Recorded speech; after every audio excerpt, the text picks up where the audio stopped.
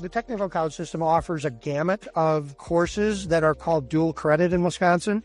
So through the Start College Now program, students in high school can access the technical college system courses either by having a certified teacher that's approved by the technical college in-house, or having students travel to the technical college, or we could use distance learning as well, which when you're rural and farther away from the technical college home base, that tends to be a better option. So it gives kids a chance to get those college credits. Hello, everyone, and welcome to the Brighter Together podcast. My name is Janet Courtney. My guest today is Lance Bagstad.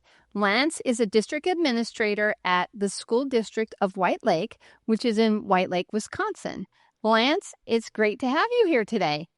Great to be here. Thanks for the invitation. Absolutely. So tell me a little bit, and our listeners a little bit, about your school and what your role is there.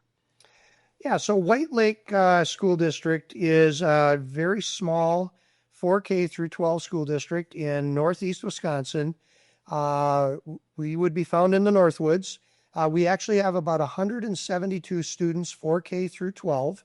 We have one grade level in all of our, or one classroom rather, in all of our elementary grade levels.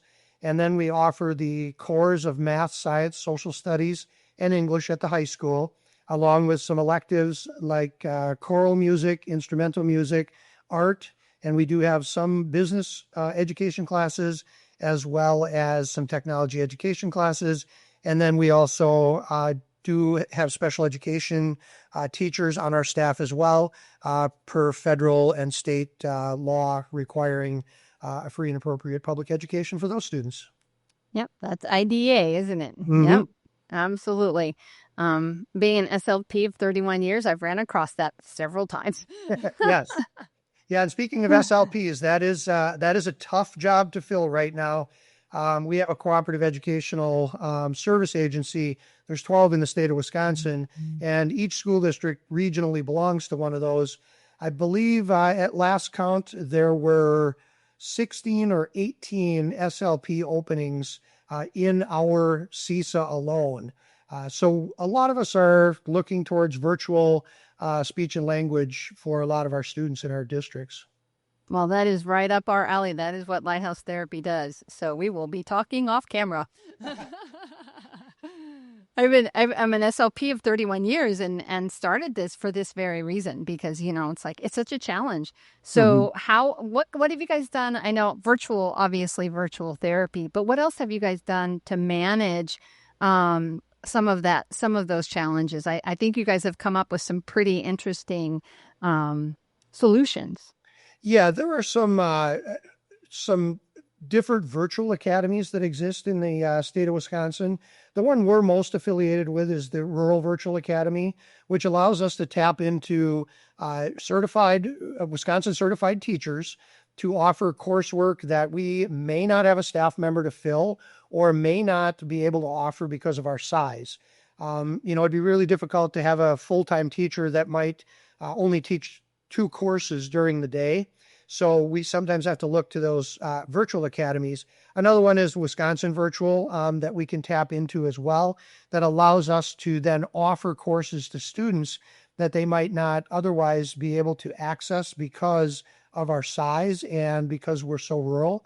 The other thing that a lot of rural schools, including ours, is doing is really looking towards distance learning type courses. Many of those are offered through our Wisconsin Technical College system. In a lot of states across the country, that would be equivalent to what many states call a community college. But we offer, the Technical College system offers a gamut of courses that are called dual credit in Wisconsin.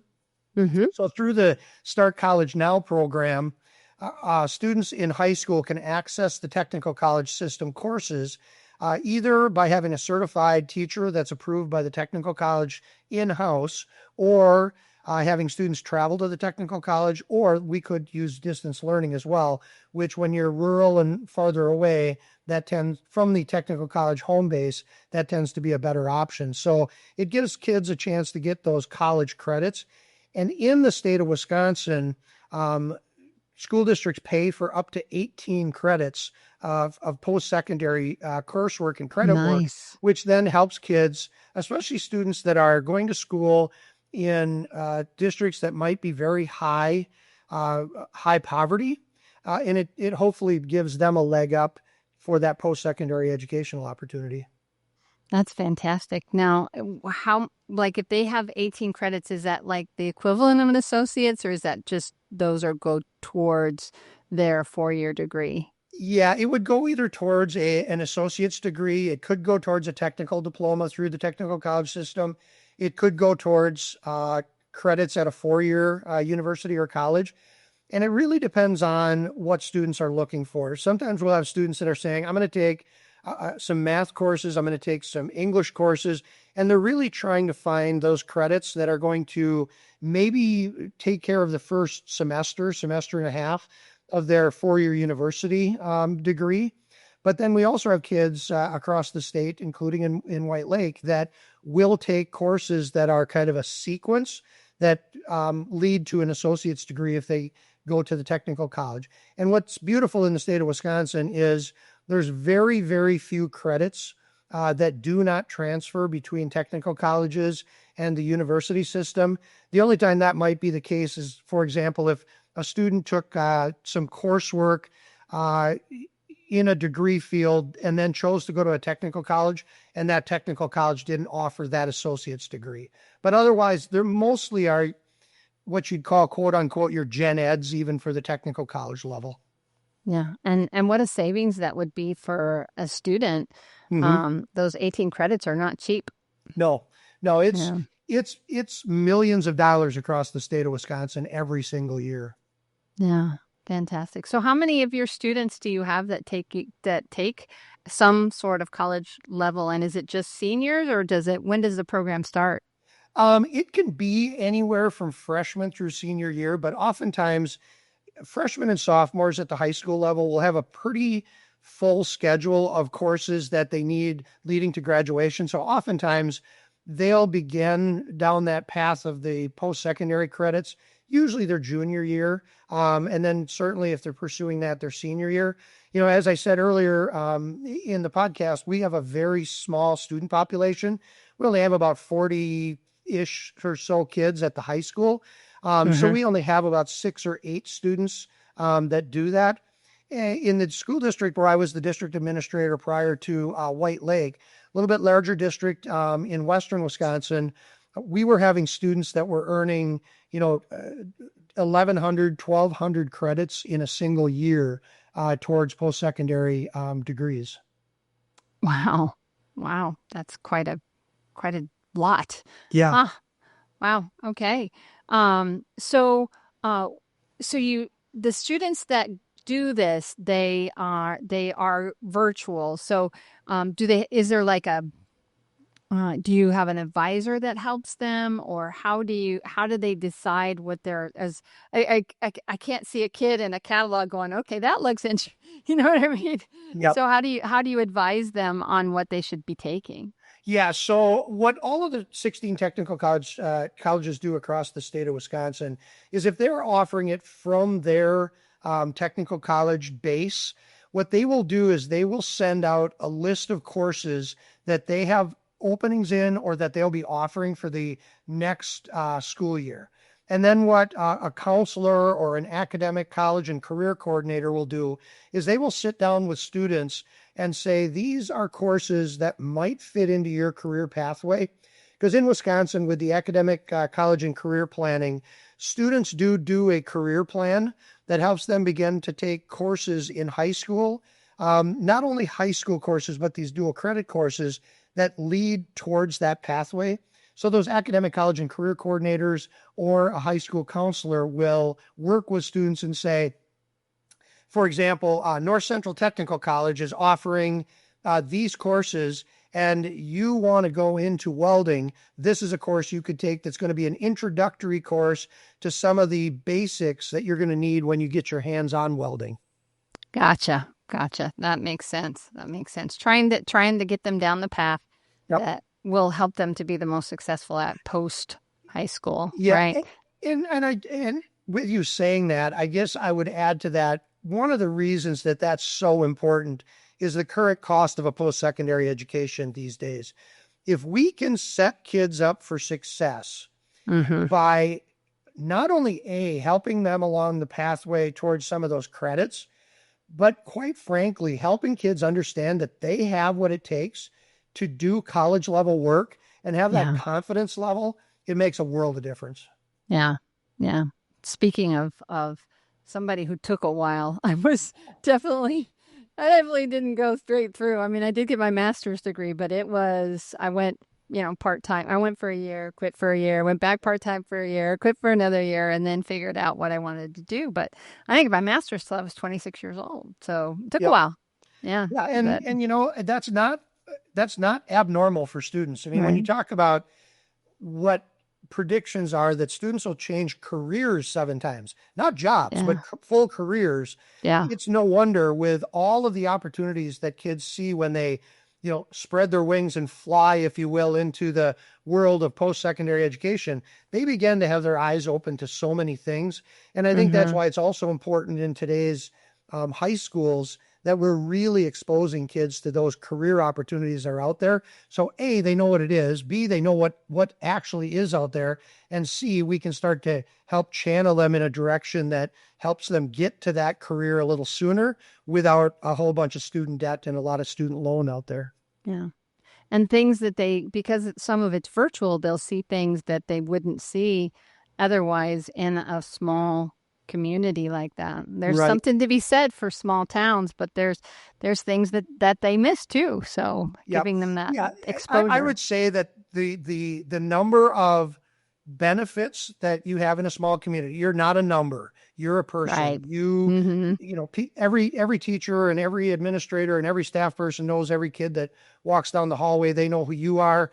Um, but there are also challenges that go along with that because you don't have those opportunities. But I would say our small school district does a very, very good job of getting students out and about. We have a lot of kids, especially juniors and seniors, that are going out on field trips. They're going to Fox Valley Technical College. They're going to North Central Technical College. They're visiting businesses. They're visiting industry. So they're being exposed to a lot of these Nice. things. And we see those experiences as having just as much value as the students sitting in their Algebra 2 class or their English 3 class, because education, yes, it's about the credits that the state requires, that the local school district policy requires, but it's about those experiences as well, so that students really do understand what is available to them when they leave their school district, whether it's school district of White Lake with 45 students at the high school, or the school district of Stevens Point with 2,500 kids in the high school. Right. Yeah. Yeah. It's still a high school diploma, and we want you to make the best, give you the best opportunity you can. It doesn't matter where you come from, for sure. Absolutely. For sure. So, one other question, and I try to ask this to most of my guests. Mm-hmm. So, if you could miraculously solve one challenge in your school, what would you want to solve? Ooh, one challenge. Two Only pop into one, my mind and it can't be immediately, money. No but money. I No would say money. staffing right now Staffing. is the Mm-hmm. biggest challenge across the state of Wisconsin, Mm-hmm. across all sectors in Wisconsin, but not only Wisconsin. I mean, we all know and have heard news stories and seen news articles over the last several years about the shortage of workers for a number of reasons. But I think one of those big reasons is the fact that the boomer generation is retiring at a lot faster rate than the number of young people coming into jobs. So there's a big part of it that's that. So I would say staffing is a really, really a challenge. I mean, 25 years ago, when we put out an ad for an opening, um, we might have 200 applicants at the elementary. You might have 300 applicants for high school social studies or Phi Ed. In today's world, you might get 5.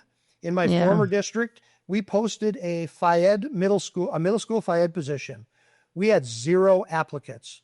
That's unheard of in Wisconsin, especially Wow. where that district was near a university that churns out some of the largest PE graduates in the state of Wisconsin.